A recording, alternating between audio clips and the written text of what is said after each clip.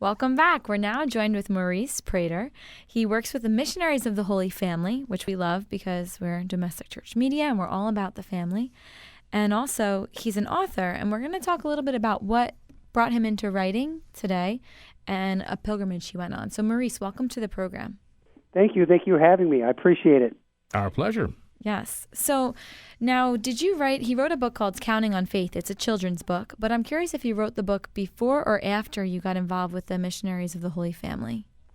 I wrote the book after I got involved with the Missionaries of the Holy Family. I started working for the Missionaries of the Holy Family in December of 2010. It was actually my first day was on the Feast of the Holy Family, believe it or not. Oh. Is when I started. That was December 26th, 2010. And then in May of 2011 is when I went on the pilgrimage to the Shrine of Our Lady of Good Help. And then that's where I got the idea for a book.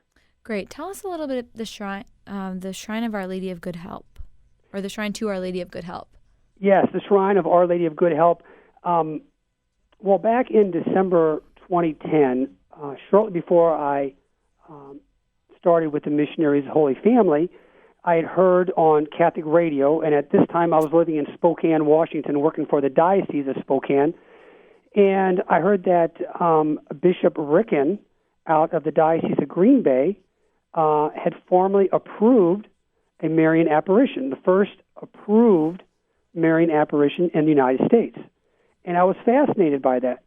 And I knew that I was going to be moving to St. Louis and accepting this position with the Missionaries Holy Family. And so I thought, well, out of thanksgiving for what, God has done for me, when I get settled in St. Louis, I'm going to take a pilgrimage there because I'm fascinated by this first Marian apparition in the United States. Wow. Now, when did this apparition occur? Because I feel like I may have heard of it in passing, but I don't think there's a lot of awareness about it. So this was recent that the bishop approved it? Yes, it was on December 8th of 2010. Okay. December 8th, 2010 is when he formally approved it. But the apparition itself took place when? In 1859 Okay. Wow. is when it took place. And I had never heard of it before either. So, when I first heard about it, I was like, well, what are you talking about? I've never even heard of Our Lady of Good Help in Champion, Wisconsin, or anything about an apparition, anything about a pilgrimage site. And so then I started to research it. And the more I found out about it, the more I was fascinated with it, and especially here in the United States. So I said, I need to go. Right. And you were moving out that way. And yeah, well, actually, that's correct.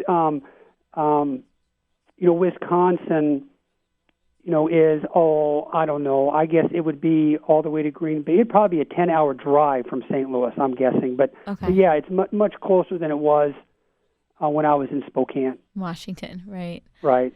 So when you started your job or in Thanksgiving, you visited the shrine. So that was your real prayer to go there, like a pilgrimage of Thanksgiving? Yes, that was my intent. Is I heard about this approved apparition, and I said, well, when I get settled in St. Louis, I want to make plans to go, and just as Thanksgiving to Our Lady and for my new job and coming back to Missouri where I'm from anyway. So I just had a lot to be thankful for, and I said, well, why not go on a pilgrimage to an apparition site of Our Lady? So that's what I did. Great. Now, tell us a little bit about what happened on the pilgrimage, because that's when you got your inspiration to write the book, right? That's correct. That's the apparition. Our Lady appeared to Adele Bryce. Adele Bryce. She is the young lady that Our Lady appeared to, and she was a laywoman, 28 years old, but she was told by Our Lady that in that area were a lot of Belgian immigrants, and Adele was also a Belgian woman, American citizen, but from Belgium. Anyway, the children didn't know their faith. They didn't know their catechism, simple things like to make the sign of the cross or how to prepare themselves, to receive the sacraments. And so Our Lady told Adele to go, into the country and teach the children about the faith, because they didn't know their faith. And so anyway, when I went to the pilgrimage, the church is built over the crypt where Our Lady appeared.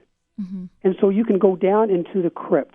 And, of course, there's a lot of candles, and that's where people go down and pray.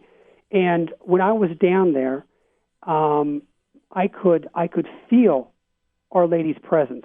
And that's not unusual for me. A lot of people say that. Right. They say, well, we can feel Our Lady, and it's almost like she throws her mantle around you. It's kind of emotional, spiritual feeling. It's just wonderful. And a lot of people have it. And so I had that feeling, and I was very touched. I was very moved. Right. And so when I came back from the pilgrimage, I was, taking a walk in the park, here in St. Louis, and I was thinking about it. And I was thinking about, what Our Lady said to Adele, about teach the children, their faith. They don't know the faith. And there were a lot of children playing in the park, and I was thinking, well, how do you teach the faith to children? What would be an easy way to do it? What are they normally learning anyway when they're very young? It's like, well, one thing that they're first learning is they're learning to count. And then I was thinking, well, is there any way that they can be taught to count and to learn their faith at the same time? Mm-hmm. I was just thinking these thoughts. And so I stopped, and I was thinking, and I turned to my right, and in a yard across the street was a statue of Our Lady with roses around her. And I was just looking at the statue thinking, and then the idea hit me. It just spoke to my heart, counting on faith. Mm. And then immediately I had these ideas on how I'm going to write this book based on truths that you can find in the Bible. And it happened quickly. And, by the time I finished my walk, I basically had the concept. I didn't have it written, but I had the concept of what I wanted to do. That's great. We actually received a copy here at the studio, and I can tell you it's beautifully illustrated, and it's very strong in the sense that it's Catholic. It's Catholic by reading it, by flipping through the pictures, by seeing it.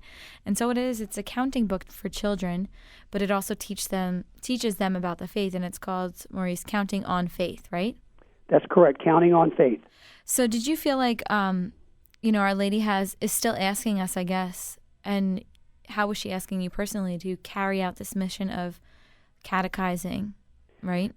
Yeah, especially Americans. And I felt that she gave me the idea, right? And the thing is she, for Catholics who are practicing their faith, receiving the sacraments, she's speaking to everyone in a certain way. Mm-hmm. Like she's speaking to you and Jim in your ministry, and you're saying yes, and you're going with it. And I think a lot of people like me, they get these ideas or these inspirations from Our Lady, mm-hmm. and it's up to whether we act on them or not. Right. And so I decided to try it, mm-hmm. and see what happened, and it led to the book being published.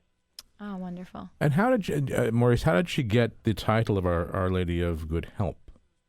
That I don't know. I don't know why, because she didn't say that in the apparition. She mm-hmm. didn't say like I am Our Lady of Good Help. Right.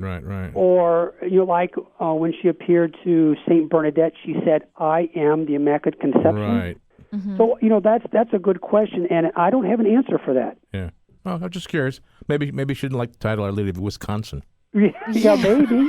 That's true. I was curious as to what the good help was a reference to, because she certainly helped you.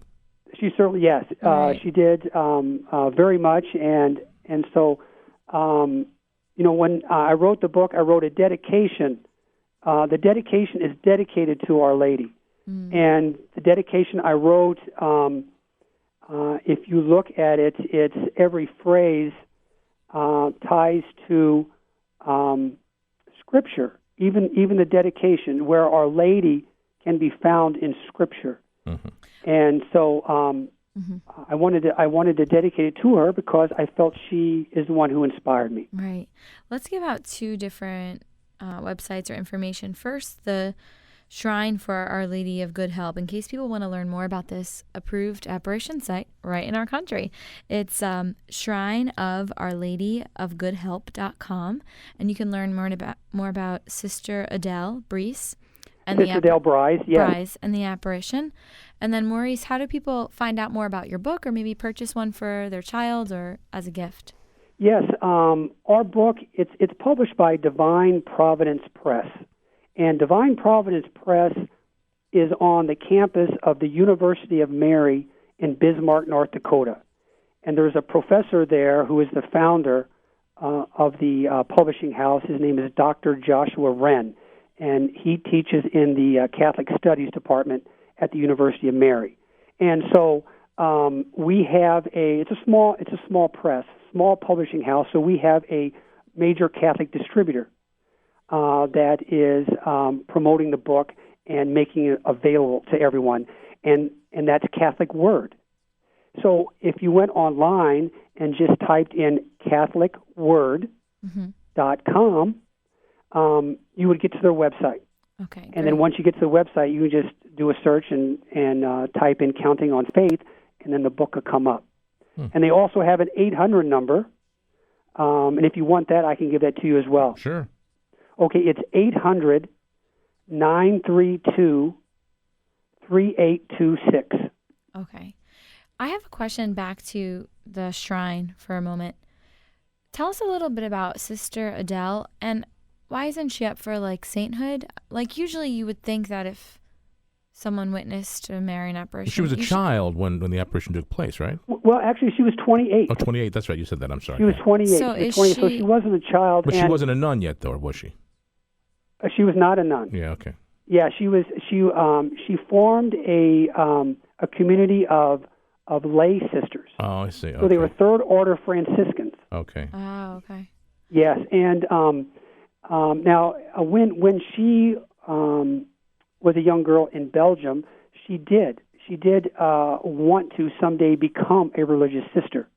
So in a way, she became more because she became someone who Our Lady appeared to and gave a mission. Right. And now, the reason we have an approved Marian apparition in the United States is because Adele said yes to Our Lady. Right. And the church, works slowly. I mean, someday she may be a saint. I mean, look at Saint Juan Diego. I think he was canonized in 2002. Right. Oh, okay. And Gotcha. an Our Lady of Guadalupe apparition, and so that was several hundred years after that happened. So Right. Okay. over Her time, cause- it could very well happen. Okay, gotcha. I was trying to see if her cause was even opened yet, and I didn't see if it was yet. I haven't heard that. Okay. It could at any time, but I haven't heard that. Mm-hmm. But I think it's important for us, as Americans, to learn about this site in our own country, because before you mentioned it, I didn't know Especially about it, because so thank you. It's approved by the bishop, and it's, Right. That's important. So that's great, and then we encourage our listeners even to take a look at that and do some research on that. Our Lady of Good Help, out of Champion, Wisconsin. Maybe Our Lady didn't want to be called Our Lady of Champion.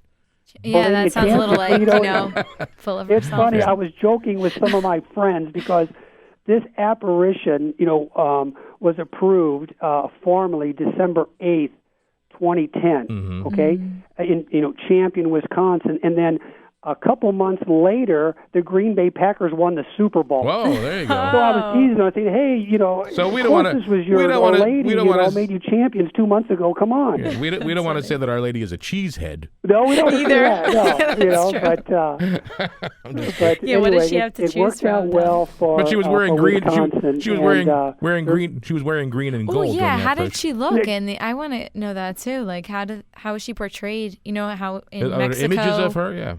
Yes, there are images of her. Basically, she was dressed in white. Mm-hmm. She had a golden sash around her waist. Her dress fell in folds down to her feet, and she had wavy blonde hair. that fell down to her shoulders, and she had a crown of 12 stars. And that doesn't surprise me, because when Our Lady appears, she usually appears looking as a woman of that region.